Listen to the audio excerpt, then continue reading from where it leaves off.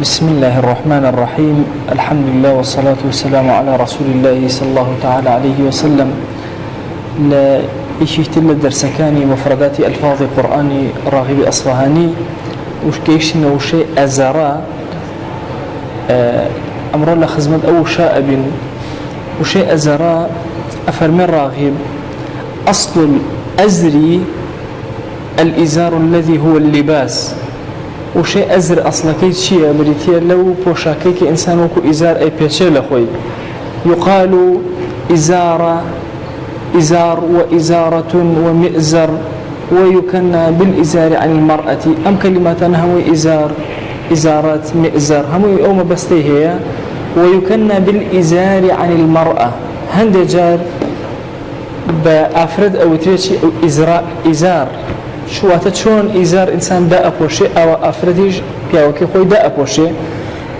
شعريكي هنا ألا أبلغ أبا حفص الرسول فدا لك من أخي ثقة إزاري. طبعا لما قصيك مشهورة قصك ولا قصك موضوعة أو أبا منهال على كاتك شوب وغزوة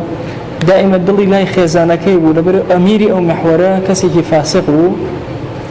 نبي أبي جعدبو عليكم السلام ورحمة الله على النشير لبرم أميرا فيوندي كاتب إمام عمر ولناو تيري يكيد أو نفراني أقرأوا بمدينة لناو تيري كان النامي شدانا نام كام شعريتي يعني وسي شعريتي دوري درجة على كهات همو كسي هات وناو مدينة تيروشتكاني خوي تسليم أكل بيت المال إمام عمر تشاوي ليه نامه كوت خوارو لنا وتيرا كان على كدري هنا سيري كرم شعريه ألا أبلغ أبا حفص رسولا باش مخواني نرى بأبا حفص وعمر بن الخطاب بل فدا لك من أخي ثقة إزاري وتا فداي بم فداي إمام بم إمام عمر بو برايشي خاون ثقة كداينا وبصر خزانة كان يأموا إترى متى دريش الرابع لحد زكاة أصل أساسا كي موضوع بلام استشهاد بشي أكري لرب إزار أكري لسر شي لسر أفرتيت الدعاء على إمام عمر أبا جعدي بان كردو وتي شي غلط يكت كردو وتيجي غلط يكت كردو بس كاتب بيانيان ك والله كان ينبردا وأمر بكردو والله كان بجيا برون أفرت كانش بجيا أو شونش خريسك بو أنا جال أفرتيان كوتون شوني كان بينيو على براري دا بكتشال كردني بسرتاشيني أصلي قصة كم موضوعة بلام شاهدك إما ليرو شيء إزارك أم شاعر بكاري هنا إزار لبري أفرت شون القرآن وتسميها بذلك لما قال تعالى أخوي ولا قرآن فمهن لباس لكم وأنتم لباس لهن إيوه بوشاكن بو أوان بوشاكن بو إيوه وات إيوه جيجي شارنون بو أوان جيجي شارنون بو إيوه أما شون اللي أخوي يقول باللباس شبهانيتي أين بهمان شواز بإزاريج أشبه الله ترجمة القرآن يعني كردوا هن لباس لكم وأنتم لباس لهن وتبين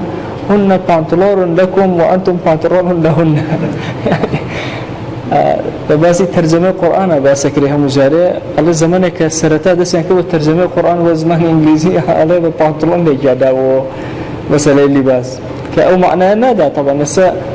جاء مثل آوايا بدون ما دوستكم هم جاري مثلي هنا أيو جاري وهو أيو كاكسري أو مثلا إنجليزية كتشان مهمة بشي لجانا أخوة كنا بانوا كيبوا يبا أنا بس مثلا أو أسأل يشي كجي أو يما ترجمة كابلا والله جالس بنجي خوي أريته عايم بيبي كان على وكي مثلا مثلا سي عربيه كان تضرب تضرب ولا تقاس بس بقي زاد بس لا أو جيازة بس ترجمة للترجمة بهيش ناتواني خدي أو معناه تسليم كي كل بلاغة وفصاحة لم كلمين لزمانك خويا كترجمة أكرزور زحمة ليرج لفظي ليرج عينا عليهن لباس لكم وأنتم لباس لهن بكابرا بلا ولا توجلي وجنك جلوته هرسلي صراحة يعني تجليك أول يعني خويا قرأ فرمي أشتد به أزري باشا بهوي أو هذي خوم بقوة أكم كابو أزر بمعنى شيء بمعنى بقوتي جديد على أي أتقوى به، والأزر القوة الشديدة. باشا آزره يعني شيء أعانه وقواه. هلا قرآن هاتوا أصله من شد الإزار كإيريتون أبسته. باشا شد المئزر في رمضان صلى الله عليه وسلم لرمضاننا إيريتون أبس خوي جورجا كذا وكناية لويك بس أكرب عبداتي لا خوش مالي قولي ليها المالي يعني أفرمي كزرع أخرج شطأه فآزره يعني أعانه وقواه وخدمه. باشا أو زرعيك هات دروا سري دريانا إثر أمك خريك خزمة كردني بو وشيء آزره بمعنى شيء أعانه وشيء وقواه. ويقال آزرته فتأزر يعني شيء شدد إزره وهو حسن الإزرة. على آزرته فتأزر من پشتی ئەوم کرد شددت أزره باشا قوتي أوم باراز بهيزم کرد أيش فتأزر بهوي منه بقوة بو. وحسن الإزرة وأزرت البناء وآزرته قويت أسافله بنا غيبنا كم زور بهيز دانا ألم آزرت البناء.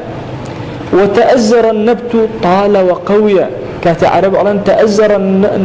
تأزر النبت وتداركا باشا وايلي هاتوتر حوالي أدا باشا أساسكي ناجولي أفرمي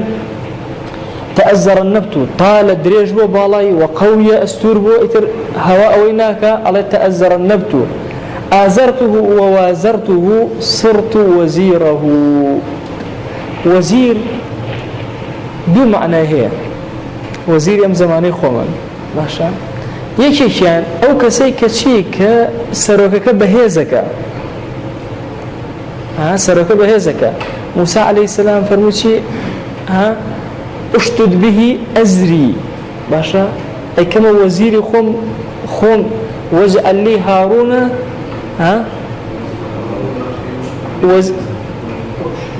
وزيرا لي أو آياتك سبحان الله. هذا شيء وزير بكاره يعني لوش أزر بكاره يعني بس هيك يعني وزير أبي شيبك باشا أو يسري خوي بهيز بك أما ياك دو وزر لجناه شواهر هاتوا كدواتري نسر وش وزر. عليكم السلام ورحمة الله. يعني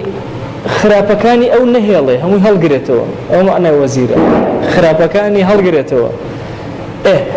جاء على شيء على صرت وزيره كأي وازرته يعني صرت وزيره. وأصله الواو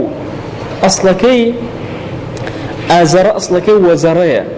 وفرس آزر انتهى باشا أو أصلك شيء لشيء لواوية إن جاء على شيء. وفرس آزر انتهى بياض قوائمه إلى موضع شد الإزار. باشا إيرا أمشينا ببنقابة هورامين باشا شويني قايش حتى إيرا أجر هاتو هر ولاخك هر فرسك قولا كاني أجر بريكي سبيبي خوي الرجبي باشا بيتشي غر محجلين غر النيوتوان أكا محجلين يعني اللاقة كاني سبين بس أجر سبيكا هر زور روش تا توقيش تبنوا باشا أو كتا تشيبي أو تري فرس آزر باشا كأنما تاشويني مئزر تاشويني بستني إزار تشي هاتوا سبياتك هاتوا انتهى بياض قوائمه قاتكاني إلى موضع شد الإزار. خواجان القرآن فرمي وإذ قال إبراهيم لأبيه آزر. وإذ قال إبراهيم لأبيه آزر آزر وشيك تعريب كراوة يعني لأصلا وشكا عجمية ودواي كراوة عربي يانا آزر هر خوي بخوي معناي كتابتي هي چونك باتفاق مؤرخين وشيء آزر نايبوكيني تخوي يفهم لأبيه آزر هندق دوقصة هي لسري هندق أفرموني للتاريخ وهاتوا خوي ناوكت شيئا تاريخ بلام كاتك عربيان راوة ورده بوتا شي بوتا آزر دوريش ليكو وكو راحة القومة كي خوما وقت خوي بلقم يعني ود راحة القوم أو بوشي يعني راحة في الحلقوم باش يعني لقرقة بأزاري الرات أخواره بس وردوا كردانو بمن تويلياته راحة القوم باش أمش أويلياته تاريخ وردوا بوت آزر بهواء الشان أو نرم بوها ونزل لكتب الرجل لو أسيبوا بيت آرخ دعاء وردوا بيت آرز دعاء بيت آزر قلبي تياكلا بيكو ترزو تزرقي خوما أو يقصى دوم على شيء وشيء آزر العربية آزر بمعنى الضال ديت باشا لا نقل عربية العبرية بمعنى شيء بمعنى الضال ديت واتك أخوي وراء فرمي وإذ قال إبراهيم لأبيه وهو ضال آزر صفة بوكي صفة بوكي نكناوي به بوي أفرمي الراغب أفرمي قيل وتويتي كان اسم أبيه تاريخ فعرب فجعل آزر فعرب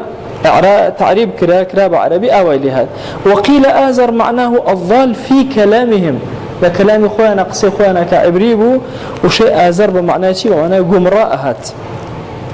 باش أما وشيء آزر دواي أما بل دواي أما إيه نسهر وشيء كتير كالقرآن زور بكار هاتوا وشيء أزفة أزفت الآزفة وأزلفت الجنة أو آخر أمية أزلفة هونية باشا هولي الوثاني هونية كاكا خوي أزف بمعنى شيء بمعنى نزيق دي باشا أزلفة شر بمعنى نزيق باشا لا جزري كلمة كان ألف زاي لقل فاء لكوها بمعنى قرب هرتيا العربية ألف زاي فاء لكوها بمعنى قرب أدا ليرة خوي قراء فرمي أزفت الآزفة أزفت الآزفة أو شتيك أولا نزيكا يعني خوي ناوي شيء ناوي نزيكا كيه أزفت نزيك بو يعني آزفاك خوي مدتي كي زور كما ويكسر أقات السر هشتا نزيكتر بو وشيء آزفة بكار يعني بو قيامات قوتي زياترتي من قيامات نوما لنا وشي يوم الساعة لما فنو ببيوتري الساعة كأنما تشون ساعات اللي عمر إنسان رأى وأقات قيامات تشون ساعات يتفرقك باشا يكا جمير أيقاتي الآزفة بهمان معناه يعني زمن قصير بيك زمن زور كرد أقيتنا قيامته برب العالمين أفرمشي أزفت الآزفة معناه أي دنت القيامة وأزف وأفد يتقاربان باشا نزيك أبنوه لكن أزف يقال اعتبارا بضيق وقتها أمد كلمة أزف وأفد هردو كان بمعنى شيء بمعنى كان نزيك أبته أزف وأفد بلان جوازتين شيء أزف وأفد هردو كان أو معنيان هي يتقاربان نزيك أبنوه بس أزف معناه أويا كان نزيكيش أبيته كاتكش كمي معه يعني دو معنى لأخوة قرتوه نزيكيش أبيته كاتكش توزيكي معه ها التوابو بوي أفرميتي لكن أزفة يقال اعتبارا بضيق وقتها كاتكي زور كما أزف الشخوص والأزف ضيق الوقت باشا سميت به لقرب كونها باشا اللي كاتكي زور كمي معه وعلى ذلك عبر عنها بالساعة بويا أول دن زيكا وكاتك كمان ناويلنا والساعات كأنما هم أمجيان وأجزر وحتى أجت قيامة ساعة واحدة غير أولية وقيل أتى أمر الله أم كلمة زور أزفة شيخوي أزفة فعليك شيء فعليك ماضية أتى أمر الله فعليك شيء ماضية يعني أزفت الآزفة معنى كي شيء شتا نزيق بو كان نزيق بو طواو برايو نزيق بويا ولا مو بيش أتى أمر الله يعني أمريكي خوا وروجي قيامت هات طواو روشت ليرة ما بستكت شيء يكب تأكيد زور أكاتو يعني وابزان إيوه تي كوتون شو كإنسان هل أولا كوتنا وقت كويته وطواو روشت وتصور كان إيوه لنو قيامة لنو أمري خوان لنو آزفيان بوي فعل ماضي كان بكاريني أتى أمر الله يشي كان قربي زور بقوتي تي يشي كان تأكيدي تي أو أنت محققة هاتوا خوي قرأ فعل مضارع بس هناك بلا بيت الله هاتوا تو روشتوا اما باشترين كتابه بو مسألة معاني النحوي معاني النحونا عفوا النحو الوافية النحو الوافي زور بهيز باسي فعل أكاتو معناه فعل ليش نواب جوينا بني وكا أفرمي فعل ماضي بمعنى مضارع دي وفعل مضارع بمعنى ماضي دي هردو كان لجيك دائنش العربية بس أم فعلنا همويا بمعنى مضارعا بلان يعني دلال لسر كاتي كيف وانا كان دلال لسر كاتي مضارع كان لبن أمريكي بلاغي كان القرآن هاي أيش قربي قيامته هاتني بمحققي وتأكيدي كي زورتي بقر أو بكاري هنا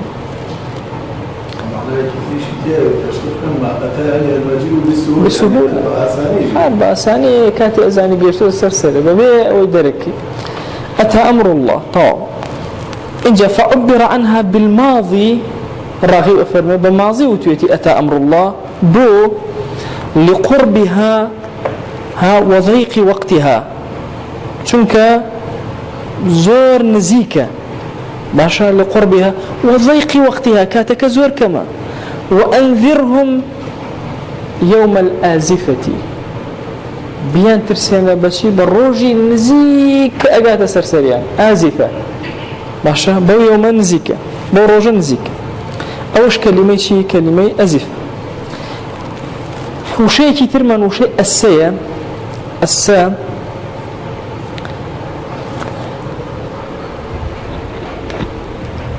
أساسا باشا ككدوم أنا بدو سين أسبوت أسا باشا شداء مش متشدد ما كلوا على أسس بنيانه جعل له أسا يعني أساسي باشي بودانا باشا بناغيك باشي بودانا وهو أسن شيء قاعدته التي يبتنى عليها أو قاعدة أو بناغيك لبناغو دائني باشا لسر أو بناءكي